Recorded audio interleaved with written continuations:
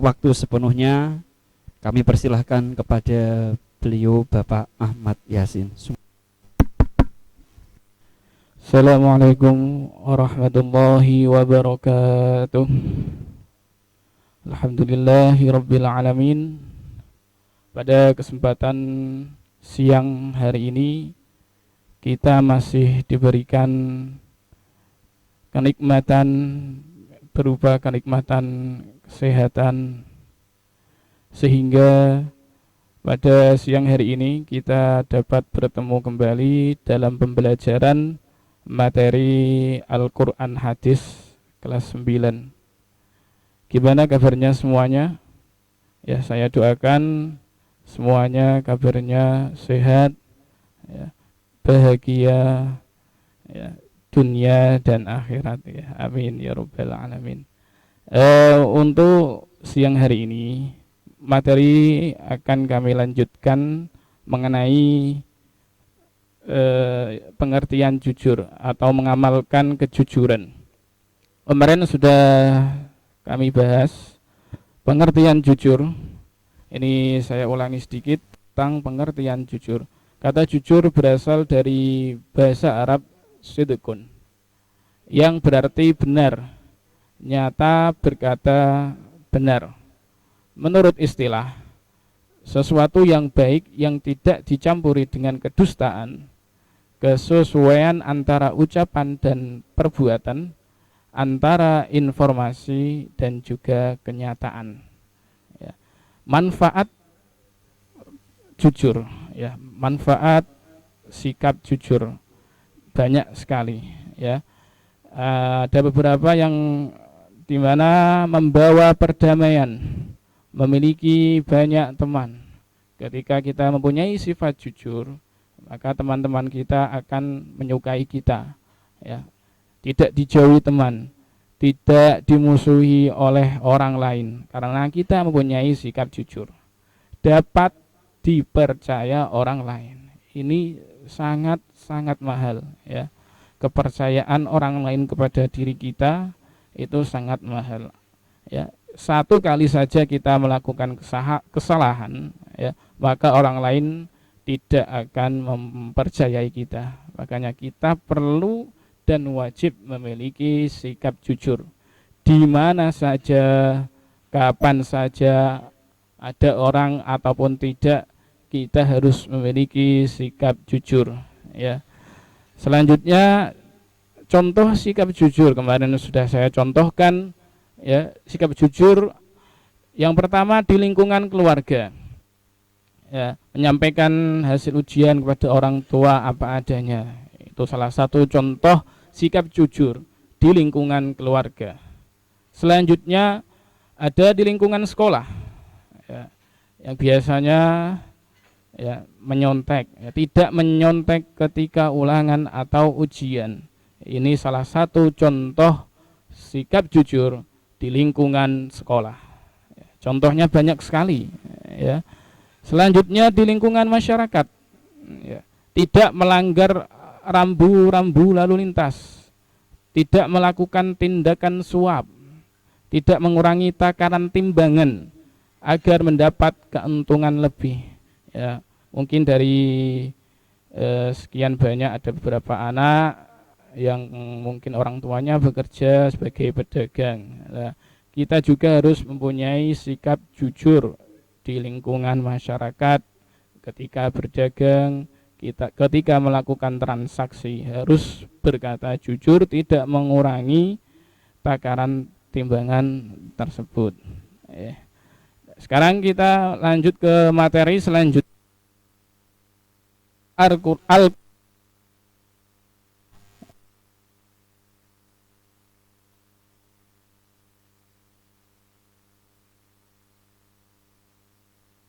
Al-mutaf diambil dari kata at-tafaf dan penimbangan akibat adanya kecurangan, atau dari kata tafif. Apa itu tafif? Sesuatu yang remeh. Di sini guna mengisyaratkan bahwa apa yang diambilnya secara tidak hak itu adalah sesuatu yang kadarnya sedikit jika dilihat dari ukurannya dalam kehidupan dunia ini. Berarti al-mutaffifin tadi diambil dari kata at-tawfaf ataupun juga tawfif. Ya, perlu digarisbawahi apabila kalian sudah mengambil LKS, silahkan dibuka halaman 25, atau yang mempunyai buku paket silahkan dibuka bukunya sambil disimak bukunya, ya, karena di sini perlu membaca juga dan sangat penting. Selanjutnya, surat Al-Mutaffifin adalah surat yang ke-83. Jumlah surat di dalam Al-Quran ada berapa? Masih ingat ya? Ada 114. Dan Al-Mutaffifin ini merupakan surat ke-83, di mana Al-Mutaffifin terdiri dari 36 ayat. Jumlahnya 36 ayat, tetapi di sini nanti saya jelaskan hanya sampai ayat ke-17, ya. Dan Al-Mutaffifin ini termasuk golongan surat Al-Makiyah, Makiyah, ya. Ada dua golongan surat, yaitu Makiyah dan juga Madaniyah, ya. Surat Makiyah ini merupakan surat yang kota Mekah sebelum Nabi Muhammad melakukan hijrah. Tapi untuk pembahasan Makiyah dan Madaniyah, ya, nanti bisa dipelajari lebih lanjut, lebih mendalam, ya, dalam pelajaran-pelajaran selanjutnya, karena pembahasannya, ya, sangat banyak di sini. Nanti ada pelajaran mungkin di aliyah atau di dunia perkuliahan, ada ulumul Quran, ya, di sana akan dibahas secara rinci. Terus surat Al-Makiyah ini diturunkan sesudah surat Al-Ankabut dan merupakan surat terakhir di kota Mekah, ya. Ini dari Al-Quran dan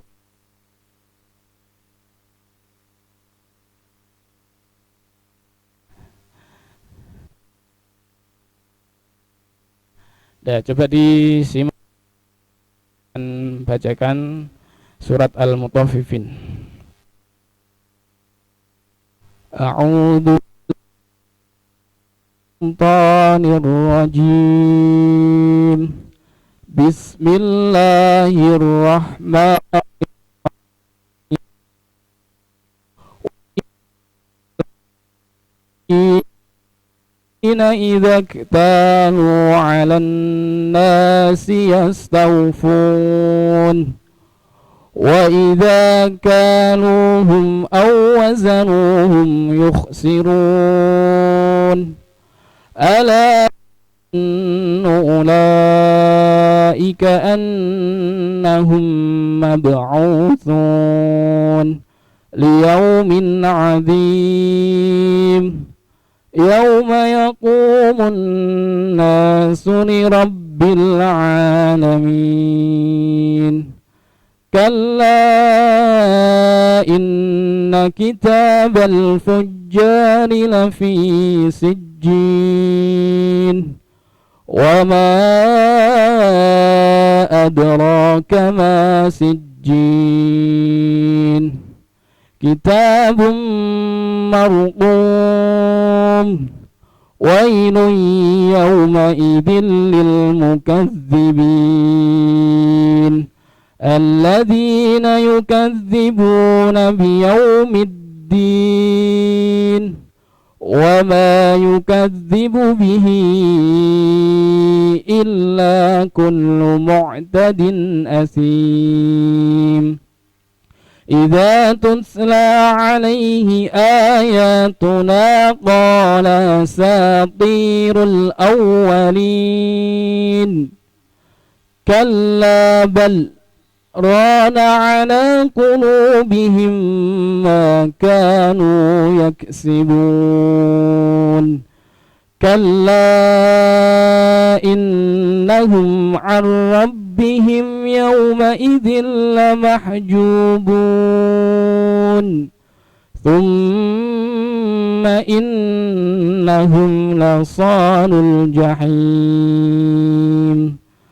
thumma yuqalu hadzal ladzi kuntum bihi tukadzibun. Shadaqallahul adzim. Ya, itu bacaan dari surat Al-Mutaffifin ayat 1 sampai 17. Di sana dalam ayat yang ke-14 ya ada bacaan saktah ya. Kalla bal rana ala qulubihim ma kanu yaksibun. Ya. Mungkin kalian sudah pernah mempelajarinya. Nah, saya lanjutkan. Terjemahan surat Al-Mutaffifin ya, nanti bisa dibuka di buku LKS kali.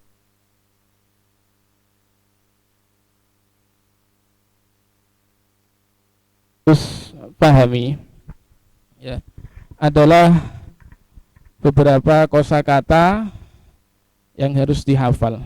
Karena biasanya ketika ujian, ketika ulangan itu banyak soal-soal di mana soal tersebut merupakan lafal, potongan lafal dari surat ya, termasuk surat Al-Mutaffifin tersebut. Ayat yang pertama ya, wailul lil mutaffifin, artinya kecelakaan besarlah atas orang-orang yang curang ya. Ada lagi kata-kata lafal ya, ada kaluhum, artinya mereka menakar. Terus marqumun, yang artinya yang tertulis. Lil mukadzibin, bagi orang yang mendustakan. Nah, ini saya kasih ya kunci ketika ada soal potongan ayat, di mana ayat tersebut mungkin satu ayat ya panjang, disuruh milih, ada pilihan ganda A sampai D misalkan.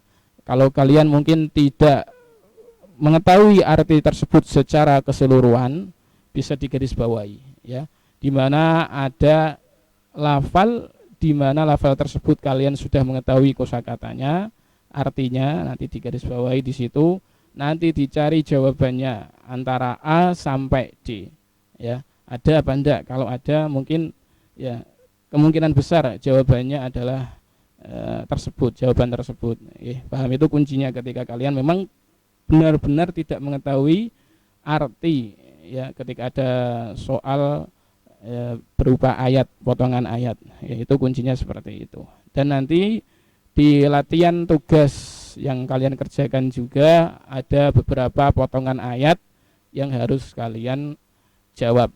Ini untuk latihan. Apalagi nanti kalau ujian nasional skalanya sudah materi dari kelas 1 sampai kelas 9, di mana materinya lebih banyak ya. Kosakatanya harus lebih banyak yang harus kita ketahui. Saya lanjutkan penjelasan surat Al-Mutaffifin ya. Yang pertama ayat 1 sampai 6. Kata wailun artinya ucapan azab dan ancaman atau sebuah lembah di neraka jahanam, atau kebinasaan dan kehancuran ya. Sebuah lembah di neraka jahanam.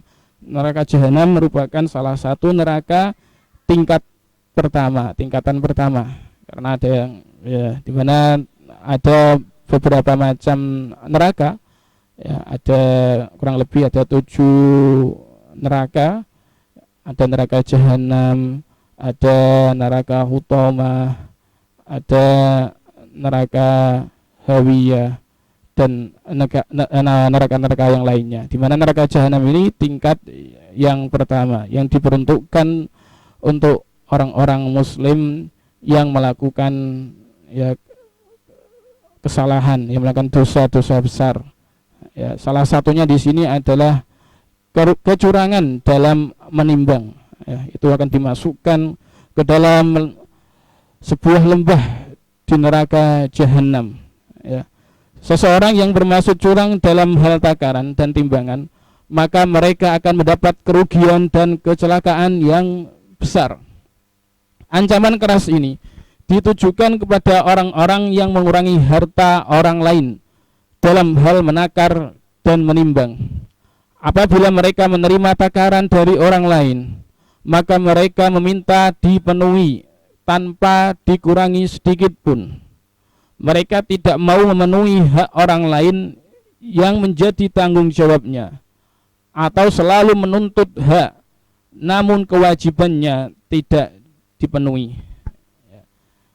Kalau sekiranya mereka beriman kepada hari akhir dan mengetahui bahwa mereka akan berdiri di hadapan Allah Subhanahu wa taala untuk dihisab amal mereka yang besar dan kecil, tentu mereka tidak akan melakukannya dan akan bertaubat darinya. Tiada suatu berita pun dari langit datang kepada mereka, dan tiada suatu keputusan pun yang diperintahkan kepada mereka. Kemudian dilakukan peradilan di antara mereka dalam masa yang lamanya kurang lebih 10.000 tahun. Ini ringkasan dari penjelasan ayat 1 sampai 6. Selanjutnya ayat 7 sampai dengan ayat 13. Tempat mereka berpulang adalah Sijjin. Apa itu Sijjin? Lafal Sijjin berasal dari as-sijjin yang artinya kesempitan. Sijjin diambil dari kata as-sijjin karena semua makhluk semuanya manakala rendah menyempit dan manakala meninggi dan bertambah luas. Menurut pendapat Muhammad ibnu Ka'ab al-Quraisy, bahwa bagi apa yang dicatatkan untuk mereka menyangkut tempat kembali mereka di Sijjin, yakni tidak seorang pun yang ditambahkan di dalamnya dan tidak pula seorang pun yang dikurangi darinya. Namun mereka tidak percaya akan kejadiannya, tidak meyakini keberadaannya, dan menganggap mustahil perkara tersebut. Selanjutnya penjelasan ayat 14 sampai 17. Menurut Ibnu Katsir Ar-Rain, menutupi hati orang-orang yang tidak beriman, yakni bagi mereka kelak di hari kiamat. Sijjin adalah tempat mereka tinggal. Selain dari itu mereka terhalang dari melihat Allah Subhanahu wa taala yang menciptakan mereka. Kemudian mereka selain dihalangi dari melihat Allah, mereka dimasukkan ke dalam neraka dan menjadi penghuni tetapnya. Kemudian dikatakan bahwa akan ada azab yang amat pedih bagi orang-orang yang mendustakan dengan nada mengecam, menghina dan merendahkan mereka.